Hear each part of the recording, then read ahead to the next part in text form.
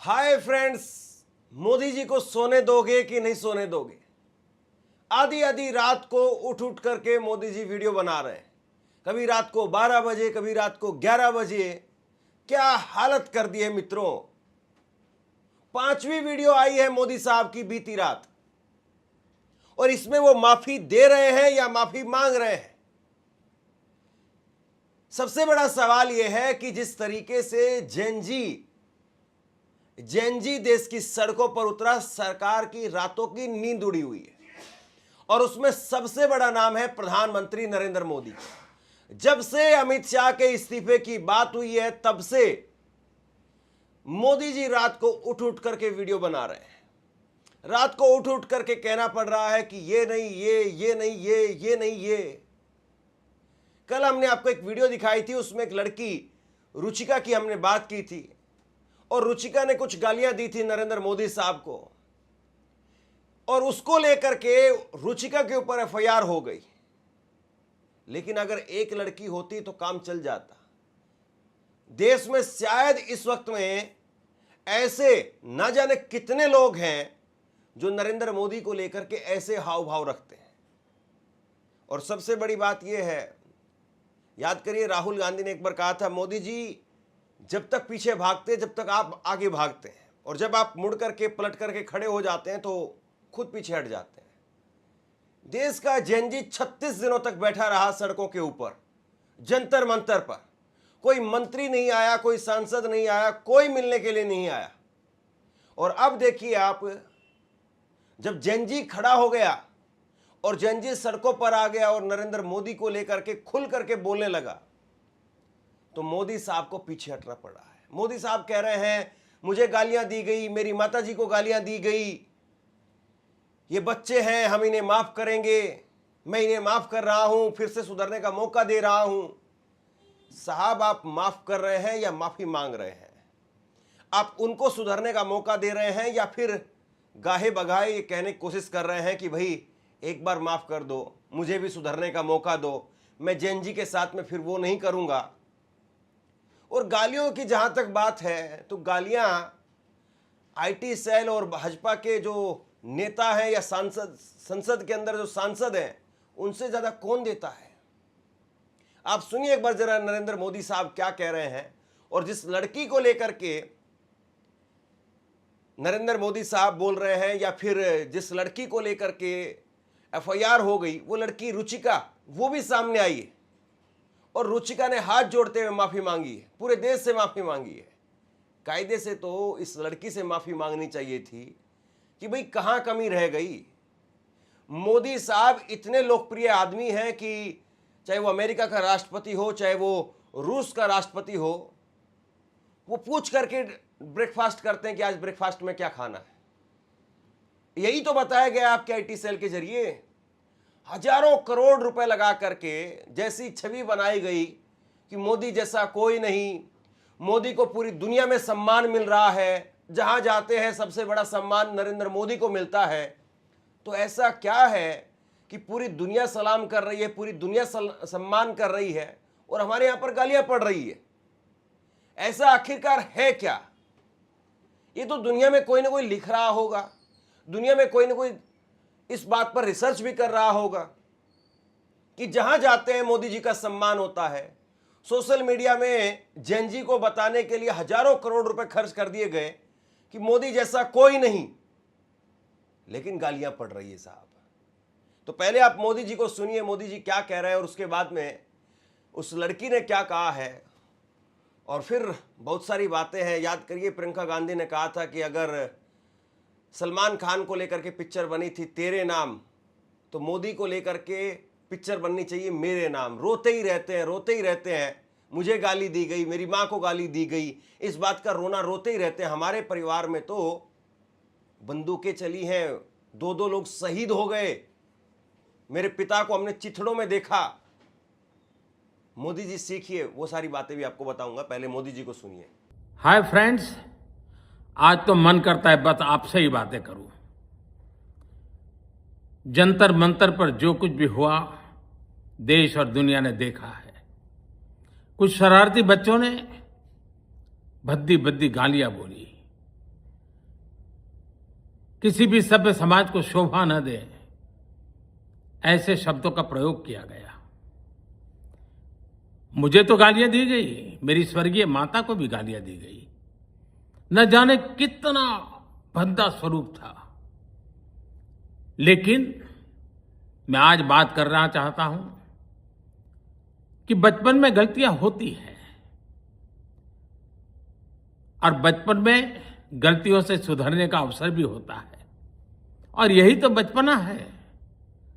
और इसलिए मैं समाज के अंदर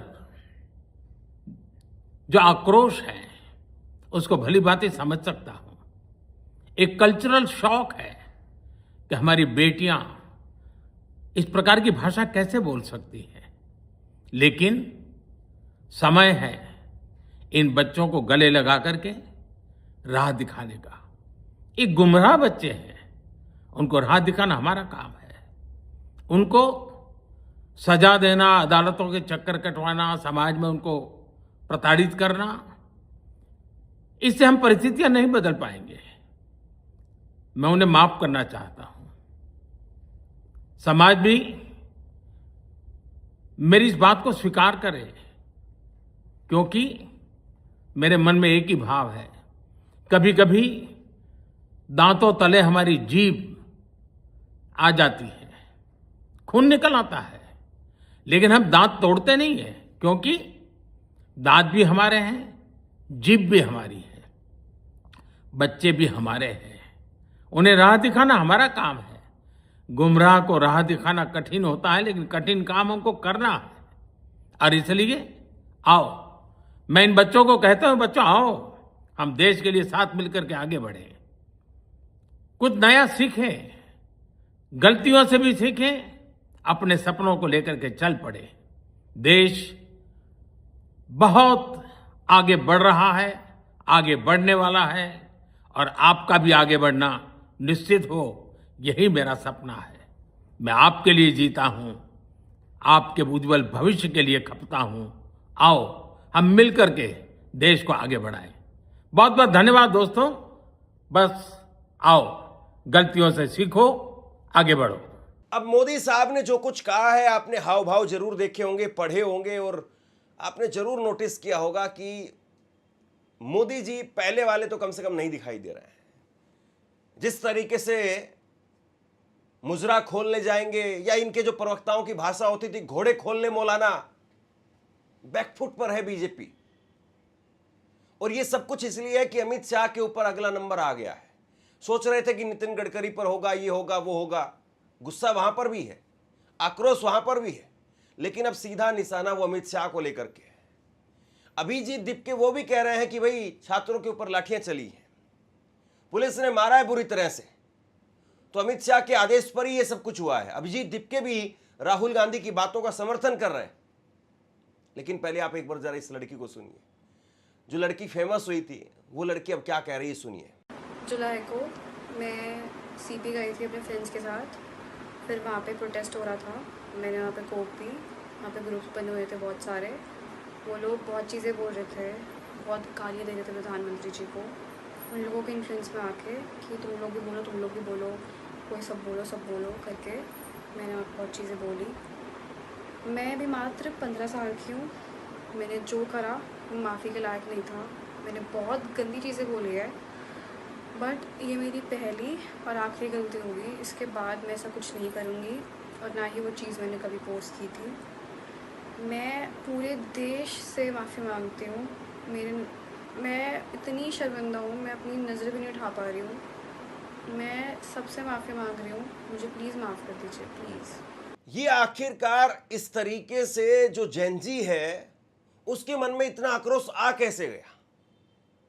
और आप सोचिए कि अगर जेनजी कोई ऐसी बात कह रहा होता जो बात लोगों को हजम नहीं हो रही है, जो बात लोगों को पसंद नहीं आ रही है, तो जाहिर सी बात है लोग ही ऐसे लोगों को नकार देते। उस लड़की ने केवल वो बात नहीं कही थी, बल्कि उस बात को कितने लोगों ने, करोड़ों लोगों ने उस बात को आगे बढ़ाया। यह महत्वपूर्ण बात है। एक आदमी अगर कोई बात कहता है और वो बात अगर पसंद नहीं आती है लोगों को, तो उसके बाद में लोग डिसलाइक करना शुरू कर देते हैं। अनफॉलो करना शुरू कर देते हैं, और जो क्रिएटर होता है उसको खुद ही वो वीडियो हटानी पड़ती है। यही सच्चाई है। सोशल मीडिया का यही एल्गोरिथम है कि अगर आपने कोई बात कही, वो लोगों को पसंद नहीं आई, आपकी बात में लोगों को दम नहीं दिखाई दिया, तो लोग आपको अनफॉलो करना शुरू कर देंगे, लोग आपको डिसलाइक करना शुरू कर देंगे, और आप जहां पर आगे जाना चाहते हैं, आगे जाने की बजाय पीछे आप चलने लग जाएंगे। तो इस लड़के ने जो कुछ कहा उसको करोड़ों लोगों ने आगे बढ़ाया। इसका मतलब करोड़ों लोग उस बात से सहमत थे। तो बात एक लड़की की नहीं है, बात यह है कि इस देश का करोड़ों वोटर, इस देश में रहने वाला करोड़ों वोटर, वो इस बात में यकीन रख रहा है कि नरेंद्र मोदी वो देश में जिस तरीके से जो कुछ हो रहा है उसको संभाल नहीं पा रहे हैं, और इसीलिए आक्रोश आप देख रहे हैं। और बड़ी बात यह देखिए, मैं टाइम्स ऑफ इंडिया की खबर दिखाता हूं। खुद मोदी जी ने कहा था 50 करोड़ की गर्लफ्रेंड। किसी महिला को लेकर के आपके ये शब्द हैं 50 करोड़ की गर्लफ्रेंड, ये खुद मोदी जी के शब्द हैं। जर्सी गाय का बछड़ा राहुल गांधी के लिए कहा गया। सुर्पणखा जैसी हंसी खुद मोदी जी ने कहा, संसद के अंदर कहा। रेणुका चौधरी कांग्रेस की महिला सांसद के लिए कहा गया। रेनकोट पहन करके बाथरूम में नहाने की कला, ये अपने से पूर्व प्रधानमंत्री डॉक्टर मनमोहन सिंह जिस वक्त में संसद के अंदर बैठे हुए थे, अपने सीनियर को भला कोई, और वो भी फेस टू फेस, क्या बीतती होगी उस वक्त में डॉक्टर मनमोहन सिंह के ऊपर। और अभी उनको क्लीन चिट मिली है, जहां पर मोदी जी कह रहे थे कि भाई इतने लाख करोड़ रुपए खा गए कांग्रेस, ये खा गई कांग्रेस, वो खा गई, उनको क्लीन चिट मिली अभी 2 दिन पहले डॉक्टर मनमोहन सिंह को। फिर उसके बाद में सोनिया गांधी जी के लिए कहा गया कि कांग्रेस की कौन सी विधवा थी। ये मोदी जी के शब्द हैं, जो मोदी जी अब रात को वीडियो बना रहे हैं 12 बजे उठ करके। और ऐसा नहीं 50 साल पहले की बातें हैं, अब उनकी समझ बहुत बढ़ गई है। ये प्रधानमंत्री रहते हुए ये कहा गया है, या गुजरात के मुख्यमंत्री रहते हुए सब कुछ कहा गया है। और इसके बाद में ये आप देखिए, ओल्ट न्यूज ने 2017 के अंदर एक खबर की थी, और वो फिर से जो उन्होंने शेयर की, रात को मैं देख रहा था इसको। इतनी गालियां, मां बहन बेटी की गालियां देने वाले लोगों को मोदी जी ट्विटर के ऊपर फॉलो करते हैं। और ये बाकायदा ओल्ट न्यूज ने स्क्रीनशॉट के साथ में, अब वो स्क्रीनशॉट दिखाने का कोई मतलब नहीं है, क्योंकि गालियां इतनी भरी पड़ी हैं, मां की गाली, बहन की गाली, बेटी की गाली, वो सब ब्लर ही करना पड़ जाएगा मुझे। इसके बाद में ये लड़की देखिए, आप जानते होंगे, ये सोशल मीडिया पर महात्मा गांधी जी को गाली देती है, महात्मा गांधी जी को गाली देती है, और जेपी नड्डा इसको बुला करके सम्मानित करते हैं। ये लड़की जो है भारत मंडपम में भारत सरकार के कार्यक्रम में जाती है, वहां पर इसका सम्मान किया जाता है, जो राष्ट्रपिता महात्मा गांधी को गाली दे रही थी।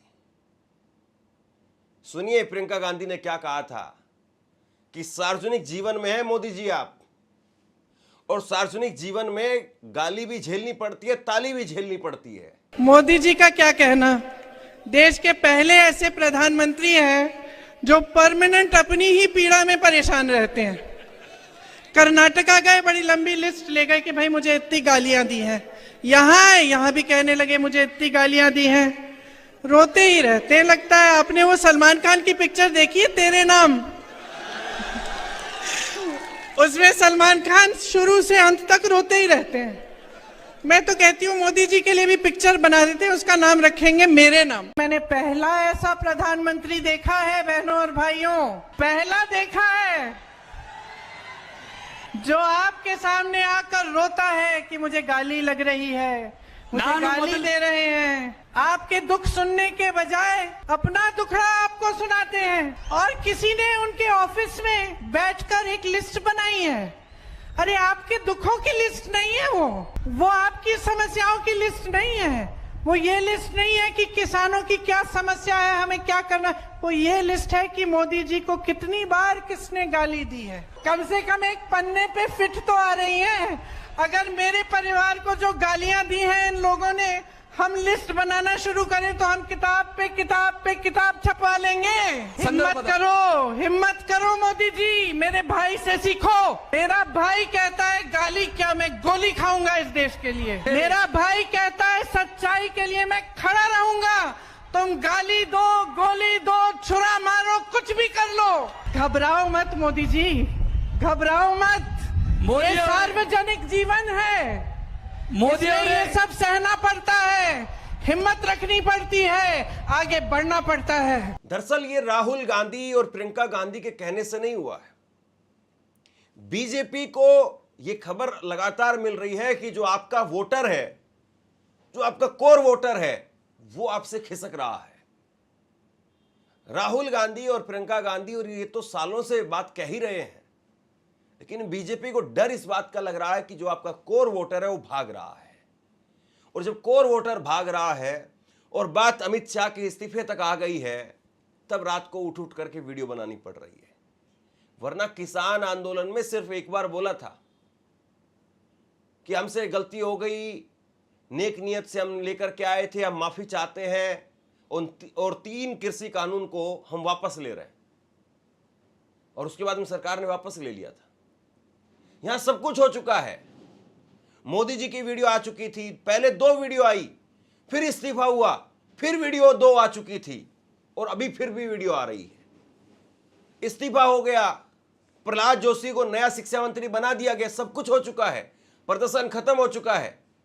एफआईआर को लेकर के बिहार में सरकार ने कह दिया कि भाई 26 तारीख शाम 6 बजे तक जितनी भी एफआईआर है सबको हम खत्म कर रहे हैं। फिर क्यों डर लग रहा है? दरअसल अंदर जो फीडबैक है, सरकार के अंदर का जो फीडबैक है, वो ये बता रहा है कि सरकार में अभी भी जो सरकार के लोग हैं, यानी जो मेन चेहरे हैं मोदी, अमित शाह, इनको लेकर के लोगों में आक्रोश है। धर्मेंद्र प्रधान कोई क्राउड पुलर नहीं है।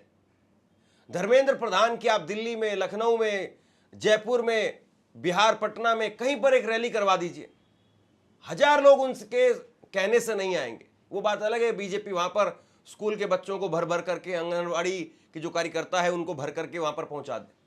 उनके कहने पर, उनको सुनने के लिए धर्मेंद्र प्रधान को 1000 लोग नहीं आएंगे। वो कोई बहुत बड़े नेता नहीं है।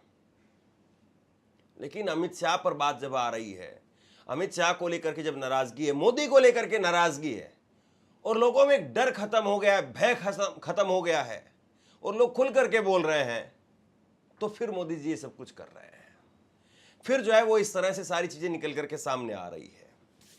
बहरहाल सबसे बड़ी बात यह है कि जिस तरीके से सरकार के अंदर डर खौफ का एक माहौल दिखाई दे रहा है, मोदी जी आधी आधी रात को वीडियो बना रहे हैं, क्या ये सिलसिला यहीं पर रुक जाएगा या फिर रात को 11 बजे मोदी जी का एक परमानेंट स्लॉट हो गया है और परमानेंट वहां पर एक स्क्रिप्ट दी जाएगी कि साहब अब ये बोलिए, साहब अब ये बोलिए, अब ये बोलिए।